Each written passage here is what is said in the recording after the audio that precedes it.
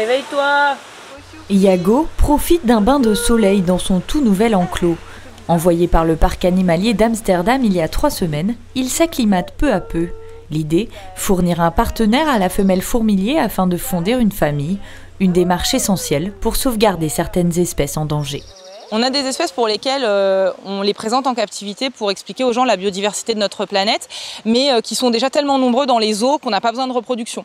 Dans ces cas-là, soit on a des groupes que de mâles, soit des groupes que de femelles, comme ça on est tranquille, soit parce que c'est mieux pour l'espèce, on a des couples mixtes, mais on a des options vétérinaires, par exemple ils prennent la pilule tout simplement pour ne pas avoir de reproduction. Et au contraire, on a aussi plein d'espèces qui sont menacées aujourd'hui dans le milieu naturel, pour lesquelles le travail des zoos, c'est vraiment justement d'arriver à reproduire ces espèces-là pour avoir des générations futures qui serviront un peu de réserve, si vous voulez, en cas d'extinction de l'espèce qui est concernée. Un peu plus loin, un autre pensionnaire attire les regards des visiteurs. Elac, un puma de 4 ans venu du sud de la France. Certains ont déjà hâte de voir les futurs bébés. C'est une belle chose parce que c'est quand même une belle espèce, le puma, donc on a hâte de voir aussi les petits venir peupler le zoo. Ce sera l'occasion de revenir. C'est bien de les changer pour qu'ils puissent se reproduire et faire des petits. C'est très bien. Je trouve qu'il est très beau. S'il y a une femelle, va faire des enfants, puis comme ça va faire une grande famille. J'ai pas compris pourquoi il a une petite tête et puis il est gros.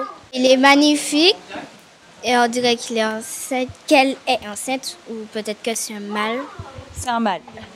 Ah, il ressemble à une femelle. Si Elac est si imposant, c'est parce qu'il possède encore sa fourrure d'hiver.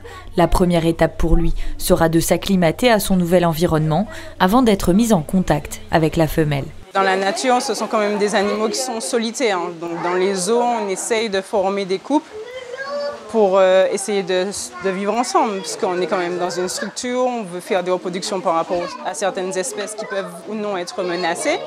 Et effectivement, par moment, ça peut ne pas fonctionner. Donc on est censé avoir une équipe autour qui est là pour superviser la rencontre. Donc à ce moment-là, on va avoir plusieurs personnes qui vont être là à observer les animaux, à regarder niveau contact, donc le visuel que les animaux pourront avoir, les sons qu'ils pourront mettre, le corps. Donc c'est un petit peu plein de signes qu'il faudra observer. Ouvert en 2014, le zoo accueille aujourd'hui près de 250 animaux et plus de 40 espèces.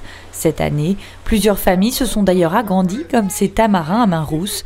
Iago et Elac feront peut-être partie des prochains à éditer leur carnet rose.